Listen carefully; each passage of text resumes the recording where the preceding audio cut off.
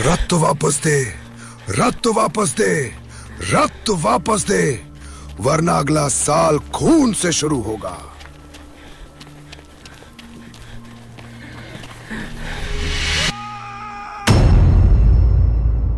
कहते हैं कि हर नया साल लोगों के लिए नई खुशियां लेकर आता है।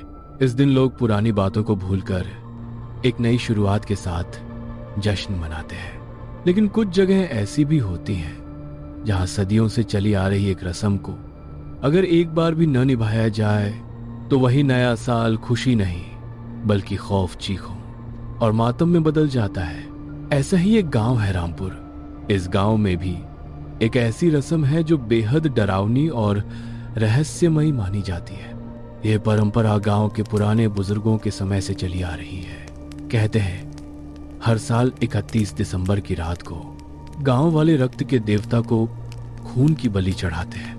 बुजुर्गों का मानना है अगर रक्त देवता को उनका हिस्सा न दिया जाए तो आने वाला पूरा साल गांव का कोई भी इंसान जिंदा नहीं बचेगा। 30 दिसंबर की रात 12:05 बज रहे थे। सुनसान, ठंडी और धुंध से ढकी सड़क पर आर्य अपने दोस्त वरुण के साथ घर लौट रहा था। रास्ता इतना शांत था कि जैसे पूरा इलाका नींद नहीं मौत की खामोशी में डूबा हो। उनके अलावा उस लंबे मुड़े हुए रास्ते पर एक भी गाड़ी नहीं दिख रही थी। कार की हेडलाइट सिर्फ कुछ फीट आगे तक रोशनी कर पा रही थी और ऐसा लग रहा था मानो हवाएं एक दूसरे से फुसफुसा रही हों। कभी कभी आर्य के कानों में धीमी सी सरसराहट आती तो कभी लगता जैसे पीछे कोई परछाई दौड़ रही हो। दोनों चुपचाप बैठे थे। बस कार एक समान रफ्तार से अंधेरे को चीरती आगे बढ़ती जा रही थी। यार, आज रास्ता कुछ ज्यादा ही खौफनाक लग रहा है। ऐसा क्यों लग रहा है कि कोई हमें देख रहा है? अरे नहीं यार, रात के 12 बज रहे हैं इसलिए ऐसा लग रहा होगा। तू तो वैसे भी बहुत डरपोक है। अरे भाई, ये गांव अभी कितनी दूर है? मुझे तो टॉयलेट आ रही है। कहीं किनारे रोकना कार, वरना मैं यहीं बेहोश हो जाऊंगा।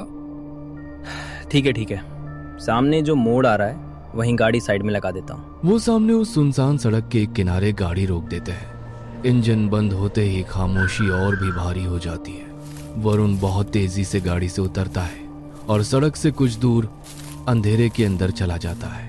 चारों तरफ घना सन्नाटा था। सिर्फ पत्तों की सरसराहट और उसकी अपनी सांसों की आवाज सुनाई दे रही थी। वह जैसे ही टॉयलेट करने लगता है तभी उसकी नजर सामने किसी चमकती हुई चीज पर पड़ती है। अंधेरे के बीच वो चीज हल्की हल्की लाल रोशनी में चमक रही थी, मानो किसी ने जानबूझकर वहां रखी हो। वरुण का दिल जोर से धड़कने लगता है।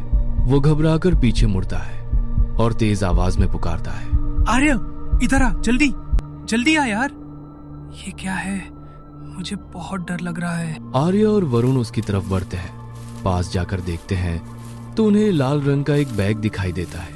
पहले तो दोनों को लगता है कि शायद उसमें कोई कीमती सामान होगा, लेकिन उन्हें क्या पता था वो सिर्फ एक बैग नहीं है बल्कि रामपुर की खूनी रस्म की पहली निशानी है।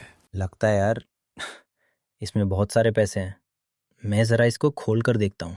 वरुण आर्य को रोकने की कोशिश करता है, लेकिन उससे पहले ही आर्य बैग खोल देता है। जैसे ही बैग खुलता है दोनों के चेहरों का रंग उड़ जाता है और पल भर में होश फाख्ता हो जाते हैं। बैग के अंदर एक लाल कंकाल पड़ा था। कंकाल को देखते ही वरुण की हालत तो ऐसी हो जाती है कि उसके शरीर में जैसे जान ही नहीं बचती। उसकी आंखें फटी की फटी रह जाती हैं, सांस गले में अटक जाती है और पूरा शरीर डर से पत्थर बन जाता है। अचानक आर्य की नजर सामने वाले गेट पर जाती है। गेट पर बहुत पुराने जले हुए और राख से सने अक्षरों में लिखा था कब्रिस्तान। कब्रिस्तान के अंदर से कोहरे का धुआं निकलता देख आर्य के भी माथे पर पसीना आ जाता है। उसका गला सूख जाता है और दिल जोर जोर से धड़कने लगता है। उसे ऐसा लगता है जैसे गेट के पीछे से कोई अदृश्य परछाई उन दोनों को खतरनाक नजरों से देख रही हो। आर्य को कुछ समझ में नहीं आता।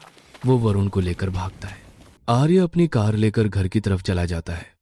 अगले दिन की सुबह रात की बीती हुई बातों से घबराकर वो वरुण के साथ सबसे बड़े तांत्रिक के पास पहुंचता है। तांत्रिक गहरी समाधि में अपने मंत्रों में लीन था। जैसे ही आर्य और वरुण अंदर कदम रखते हैं, तांत्रिक बिना आंख खोले बोल उठता है। आ गए तुम दोनों, जिन पर उस खोपड़ी की नजर पड़ी है। बाबा, कौन सी खोपड़ी? आप किस खोपड़ी की बात कर रहे हैं? वही लाल खोपड़ी जिसे तुम दोनों ने अपने हाथों से छुआ था। वो कोई साधारण खोपड़ी नहीं है, वो एक शापित खोपड़ी है। हर साल वो किसी न किसी की जान लेती है। ये वही खोपड़ी है जिसे अगर एक बार भी छू लिया जाए तो वो तुम्हें मारे बिना अपना पीछा नहीं छोड़ती। बाबा, मुझे बचा लो, बचा लो। इससे बचने का कोई ना कोई तरीका होगा ना बाबा, मुझे बचा लो। आर्य गिड़गिड़ाते हुए बाबा के सामने अपनी जान बचाने की भीख मांगने लगता है। तभी बाबा बोलते हैं, सिर्फ एक ही समाधान है। कल 31 दिसंबर है, यानी साल का आखिरी दिन। उसी दिन रात के ठीक 12 बजे तुम्हें रक्त देवता के मंदिर में जाना होगा। वहां जाकर अपना थोड़ा सा खून रक्त देवता पर चढ़ाना होगा। लेकिन ध्यान रहे, उस समय वहां बहुत सी आत्माएं तुम्हें डराने की कोशिश करेंगी। चीखें होंगी, परछाइयां होंगी, लेकिन तुम्हें डरना नहीं है। डर कर रुके तो सब खत्म हो जाएगा। बस हिम्मत रखकर अपना खून उनके ऊपर डाल देना है। बाबा की बात मानकर उस भयानक रात में आर्य और वरुण रक्त देवता के महल की तरफ निकल पड़ते हैं। रास्ता बेहद सुनसान था। ऐसा लग रहा था जैसे कोई बार बार लाल आंखों से उन्हें घूर रहा हो। हर कदम पर दिल कांप रहा था और सन्नाटा चीखों से भी ज्यादा डरावना लग रहा था।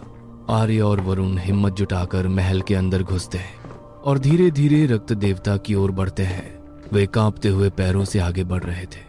उन्हें अजीब अजीब आवाजें सुनाई दे रही थी, मानो भयानक आत्माएं उन्हें डराने की कोशिश कर रही हों। लेकिन आर्य और वरुण बाबा की बात याद करके हिम्मत जुटाए लगातार आगे बढ़ते रहे। जैसे ही वे रक्त देवता के सामने खड़े होते हैं, उन्हें देखते ही उनके पैर और ज्यादा कांपने लगते हैं। रक्त देवता का रूप ऐसा था जैसे कई लोगों का खून उनके सामने चढ़ाया जा चुका हो। उनका पूरा शरीर खून से गीला था और आधा शरीर खून से लाल दिखाई दे रहा था। डरते हुए आर्य अपना थोड़ा सा खून रक्त देवता को चढ़ाने के लिए आगे बढ़ता है। जैसे ही वो पास जाकर खून का कटोरा रखता है, तुरंत ही आसमान से एक जोरदार बिजली महल के ऊपर गिरती है और अगले ही पल खून के कटोरे से सारा खून गायब हो जाता है। यह दृश्य देखकर आर्य समझ जाता है कि अब मुसीबत टल चुकी है। वो पीछे मुड़ता है। वरुण अब भी डरा हुआ खड़ा था। आर्य उसे थामता है और उसे लेकर बाहर निकल जाता है। नए साल की पहली रात आर्य अपने कमरे में सो रहा होता है। अचानक उसकी आंख खुलती है। सामने देखते ही वो सन्न रह जाता है, क्योंकि दीवार पर खून से लिखा हुआ होता है, इस साल का खतरा टल चुका है, लेकिन शापित खोपड़ी फिर बदला लेगी।